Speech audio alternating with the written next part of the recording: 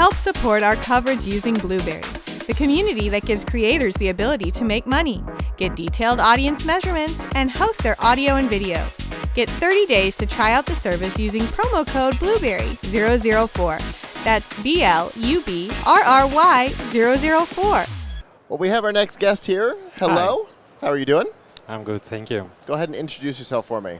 Well, I'm Valery Yakovenko. I'm from Ukraine, and we represent a Ukrainian startup named FarmFleet.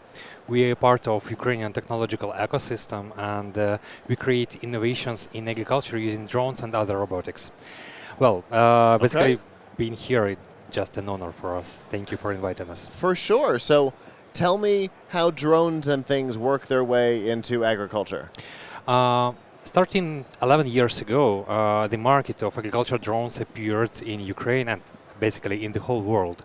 And primary drones were used just to scan areas, remotely control weeds, detect something, etc. Okay. But 3-4 years ago, a revolution appeared on the market, and drones started to protect harvest from different problems, and spray fertilizers and herbicides and other pesticides on the fields. And Ukraine is quite advanced in that. Okay. As a whole market, Ukraine is just bigger than all other European markets combined together. Okay. It's a big agricultural country. Yeah, for definitely. sure. The brain basket of the world. Right, exactly. It's kind of like the thing that you're known for, you know? Yeah. Okay. So where does your technology fit in here? Well, using just drones in agriculture is some kind of understandable, simple thing. In the short term, just in 3 last years, we managed to create an ecosystem of partnerships that was able to spray over and protect over 3 million of hectares. In terms of acres, you have to multiply it by 2.5. And this is a large volume. This is a large amount of land protected. At the end, we have extreme lowerage of water used, extreme number of pesticides used. Our agriculture machinery started to work more efficiently, and the whole industry started to use to leave less carbon.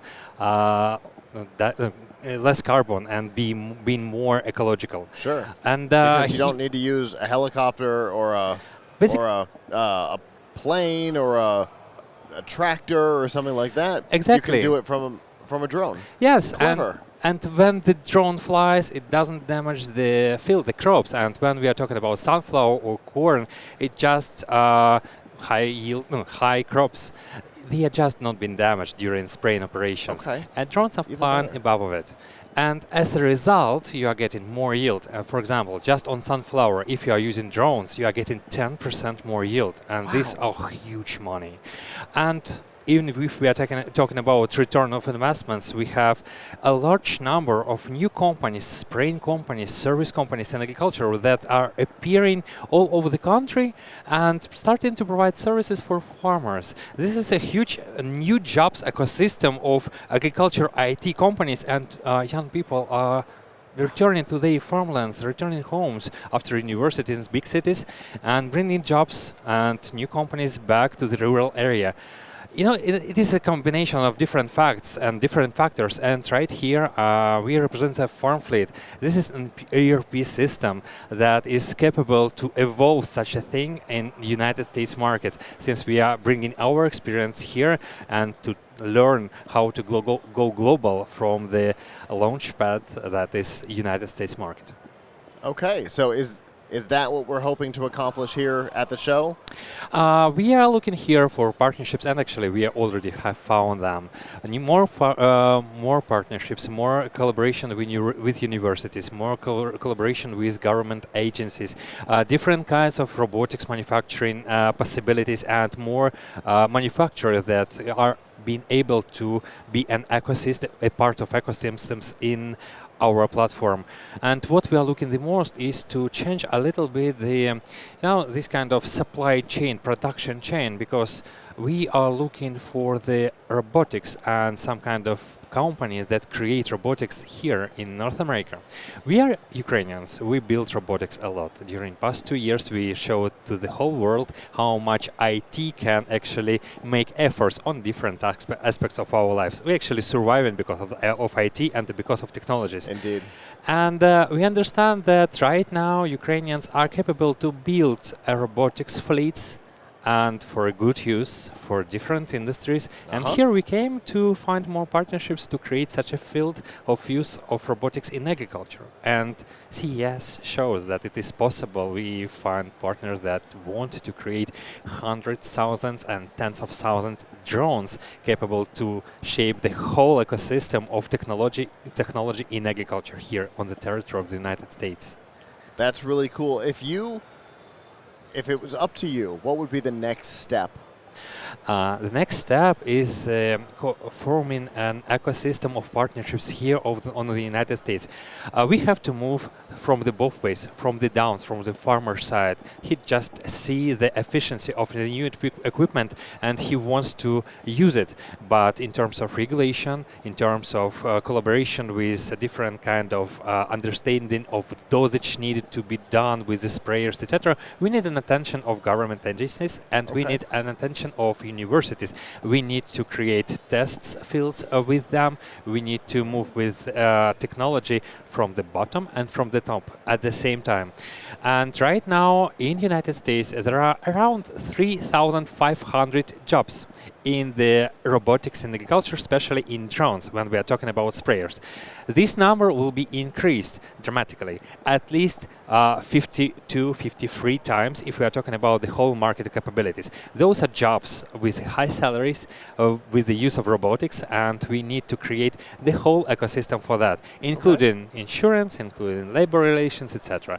It is a lot of work to do in advance. Yeah, I was going to say, what does that ecosystem look like? So government for regulations and things like, okay, I understand. How is that coming so far? Obviously, you said some of it has come together so far this week, but overall, how has that come together for you? Actually, I'm finding the results of CES splendid. We see partnerships that are appearing. We see not only interest from the United States market. Just now we have received a huge delegation from South Korea companies that were looking for such innovations. They came especially for us to see what we do. Nice. They inspired from experience that what they have created and achieved on our market, and right now this is a point in time when you can expand your efficiency and find more partnerships worldwide. United States is the first international market for Ukrainian companies right now, for our company, for example, and we see how important it is to learn how to be entrepreneur in modern farming here in the United States, how to use entrepreneurship, this kind of DNA, because you do have it. We don't have this kind of experience of creating companies and create businesses 100 years and more. You are showing us what we have to do if we want to make a great business. So right now we do see that the experience that we are receiving on the CES in the United States is just splendid. And the technology stage on the United States is number one. I have big experience in terms of worldwide exhibitions, in terms of appearances, but here it is just enormous. I didn't expect that. This is the first CES for me. Well, good. Yeah, but for Ukrainian ecosystem, the connection with such partnership capabilities, it is just a thing to do. Just move forward. Well, good. I'm glad that it's going well for you. I'm glad that your first CES is being a success. If people want to find out more about what you're up to and maybe help you build your ecosystem, how can they do that? We are asking our partners, future partners, to follow us on social media platforms such as Facebook, FarmFleet, look us there.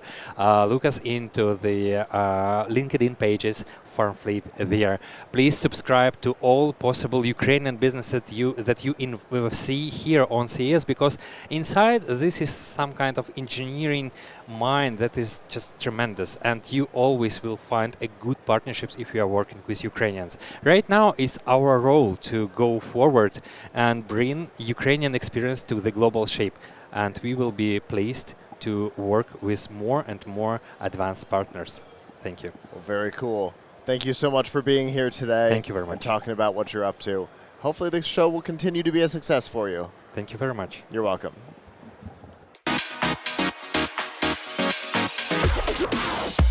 The Tech Podcast Network CES 2024 coverage is executive produced by Michelle Mendez. Technical directors are Kurt Corliss and Adam Barker. Associate producers are Nancy Ertz, Clinton Millsap, Sergio Velasquez, and Terry Willingham. Voiceover by Aaron Hurst. Our hosts are Marlo Anderson, Don Bain, Todd Cochran, Scott Ertz, and Christopher Jordan. Studio and equipment are provided by PLUGHITZ Productions. This has been a Tech Podcast Network broadcast, copyright 2024.